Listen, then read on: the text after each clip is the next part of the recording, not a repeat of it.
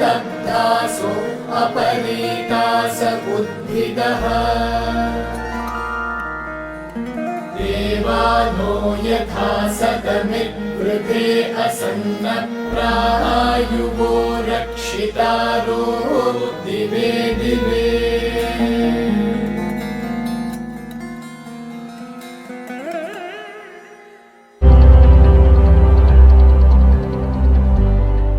శ్రీ ప్రీతాజీ, శ్రీ కృష్ణాజీ పేరుగాంచిన ఆధ్యాత్మిక తత్వవేత్తలు, సిద్ధయోగులు.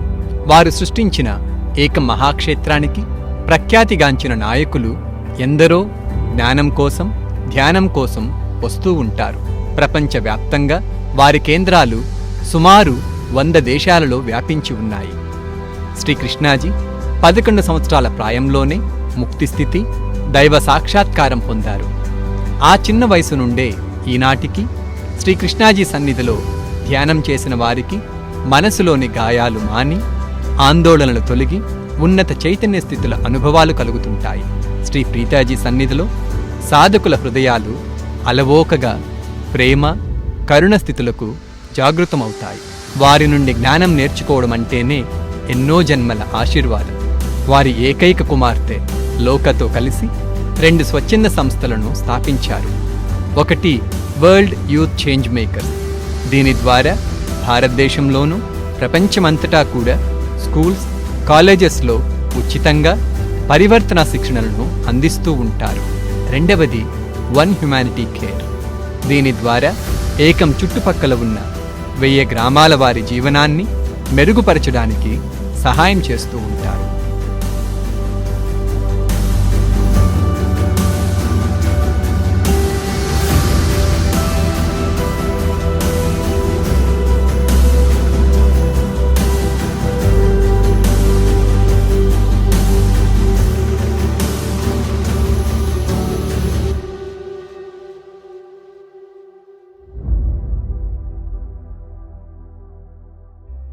Parenting is both a man's responsibility as well as a woman's responsibility. I would suggest both the parents to listen to this. Let us talk about how to parent your children. It is together you sculpt your child's destiny.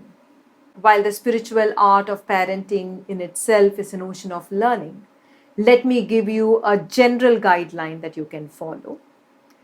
The ancient Vedic sages say, Lalayet Panchavarshani, which means until a child is 5 years old, shower as much love as you can on the child. There is no such thing as too much love at this stage. Don't allow children to be emotionally hurt, or don't allow your children to feel abandoned until they are 5.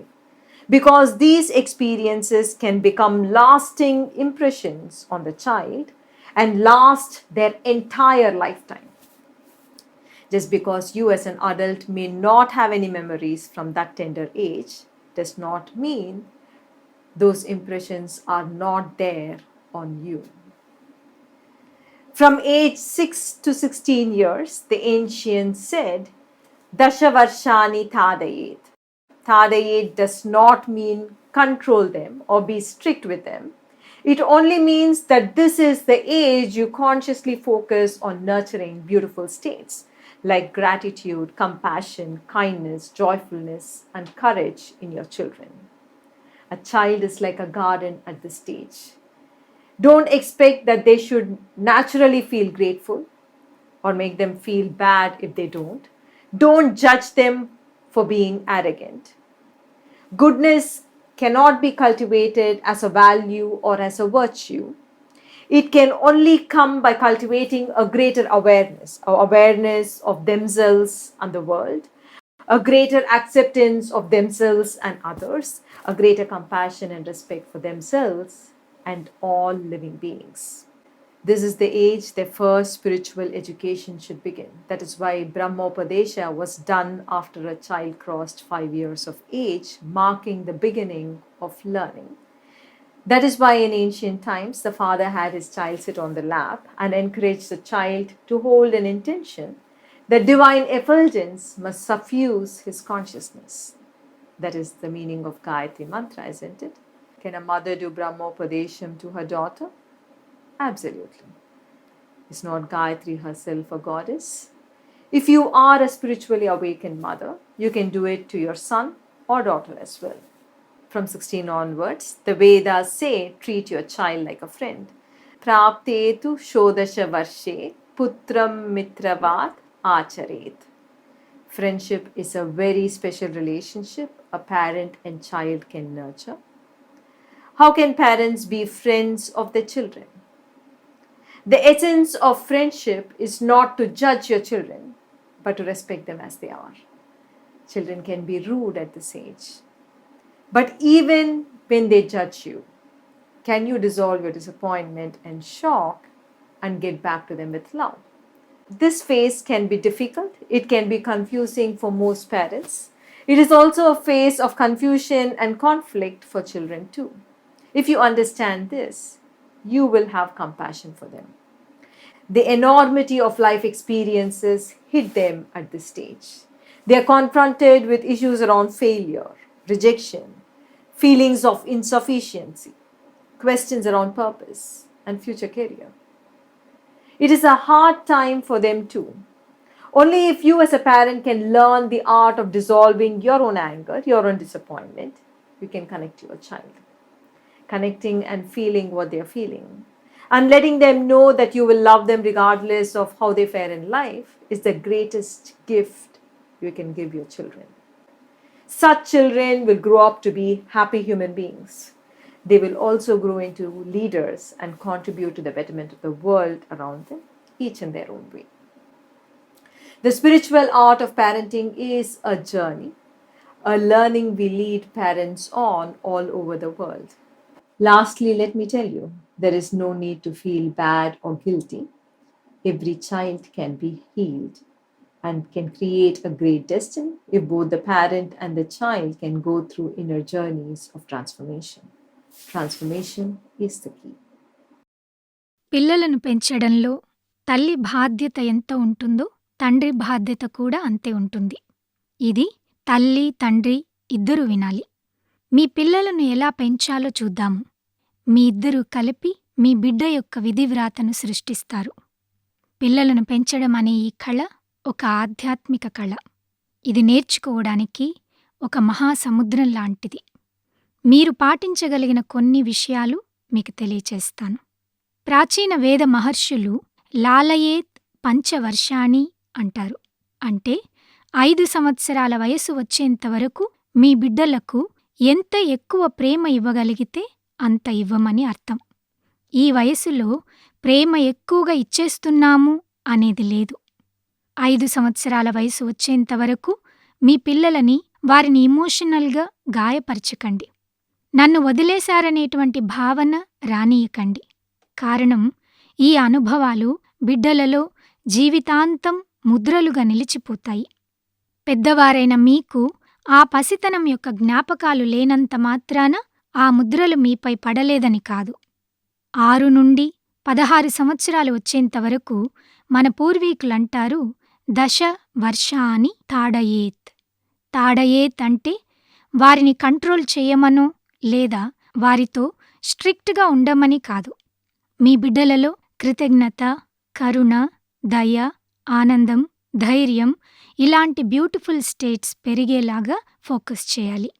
పసిబిడ్డ ఈ సమయంలో ఒక తోటలాగా సహజంగానే కృతజ్ఞత కలగాలని, అలా కలగకపోతే బాధపడాలని ఎదురుచూడకండి.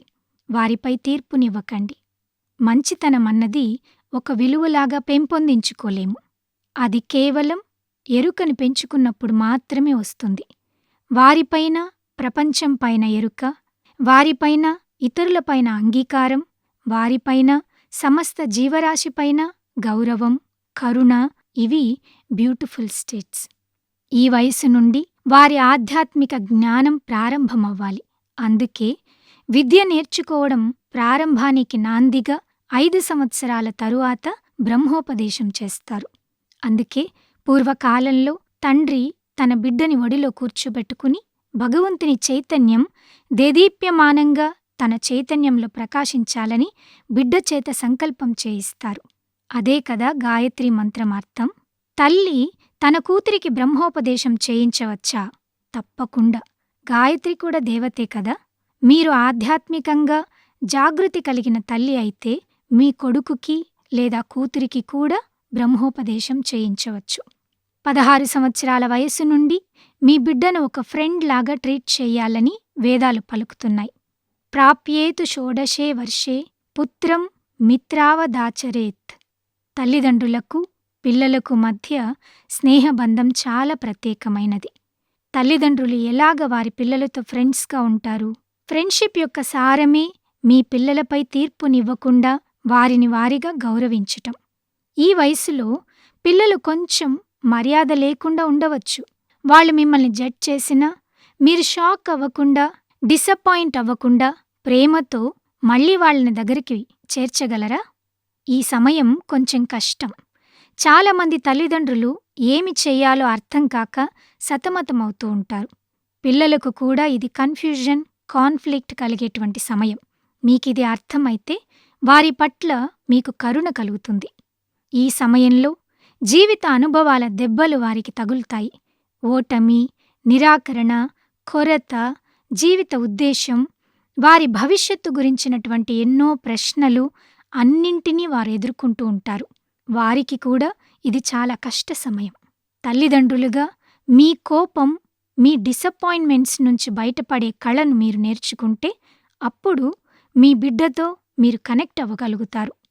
వారు ఏమి భావిస్తున్నారో మీరు కూడా భావించగలుగుతారు.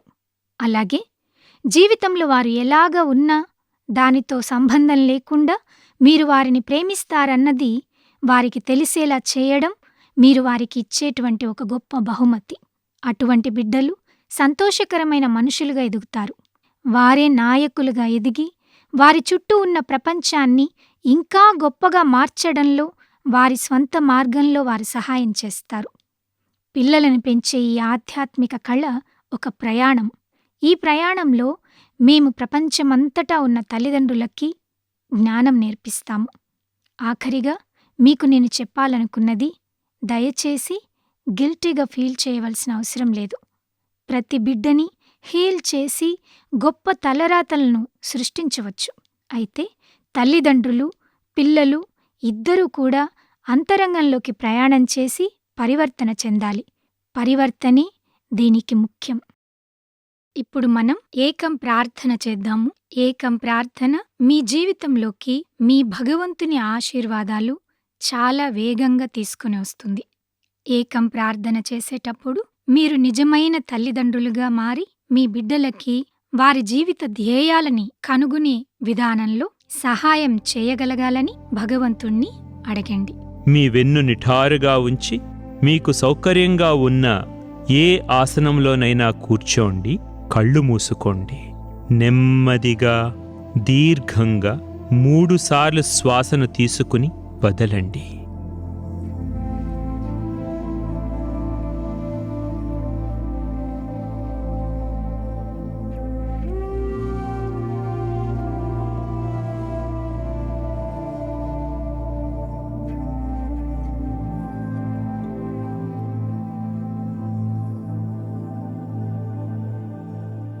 మీ 2 చేతులు ఇరుపక్కల మీ ఛాతీ స్థాయికి విస్తారంగా చాచి నెమ్మదిగా మీ శిరస్సును పైకెత్తి పైలోకాలను చూడండి. మీ ఆత్మ అనుగ్రహాన్ని అందుకునేలా చేయమని దైవాన్ని అడగండి.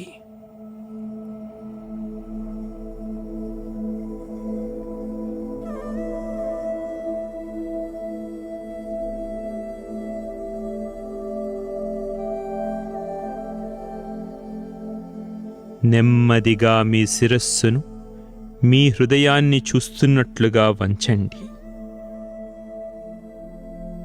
ఇప్పుడు మీ హృదయాన్ని మీ 2 చేతులతో తాకండి. 7 సార్లు ఏకం మంత్రం జపించండి. ఏకం మంత్రం జపిస్తున్నప్పుడు మీరు మీ దైవంతో ఏకత్వ స్థితిని అనుభవిస్తారు. ఏకం మంత్రం వెంటనే మీ కోరికలు నెరవేర్చటానికి ఏకం నుండి శక్తి వచ్చేలా చేస్తుంది.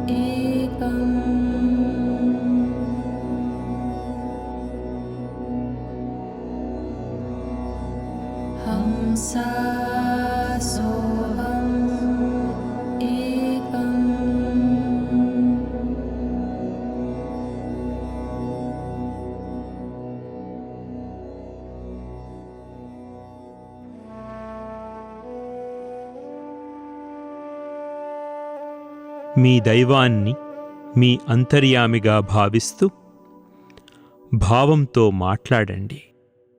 మీ తల్లిదండ్రులతో, స్నేహితులతో, బిడ్డలతో, ప్రియులతో మాట్లాడినట్లుగా మాట్లాడి మీ హృదయంలోని ప్రార్థనను నెరవేర్చమని అడగండి.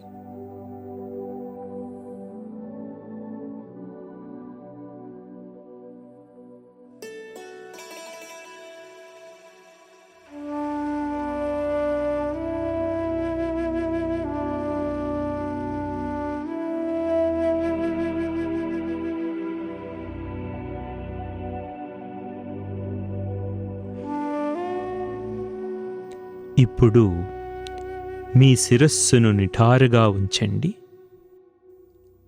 ఈ సమయంలో మీ ప్రార్థన విని దైవం మీ కోరిక ఇప్పుడే తీర్చేసినట్లుగా చూడండి. ఈ వాస్తవాన్ని ఎంత స్పష్టంగా వీలైతే అంత స్పష్టంగా చూడండి. మీ ఇంద్రియాలతో భావిస్తూ కోరిక నెరవేరిపోయిన ఆ కొత్త ఆనందాన్ని అనుభవించండి.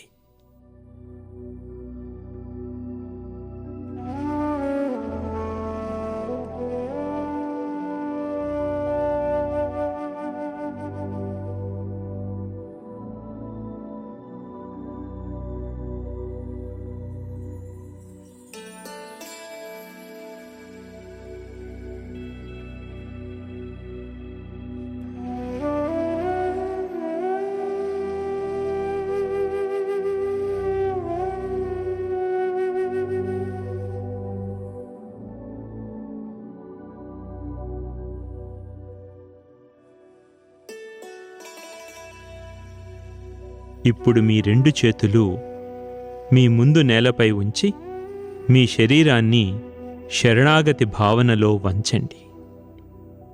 మీ బాగోగులన్నీ పూర్తి విశ్వాసంతో మీకే వదిలిపెడుతున్నాను అని మీ దైవానికి చెప్పండి.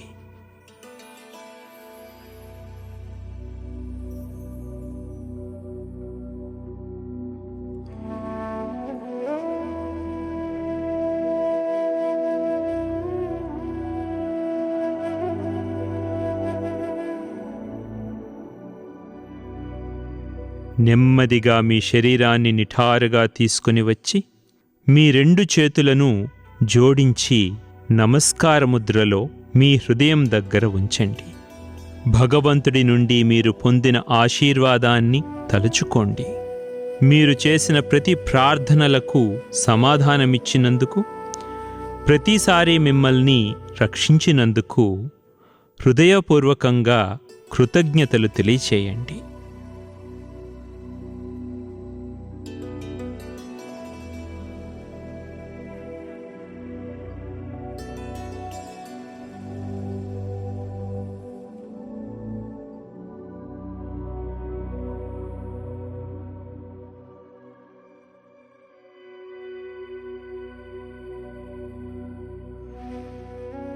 నెమ్మదిగా కళ్ళు తెరవండి.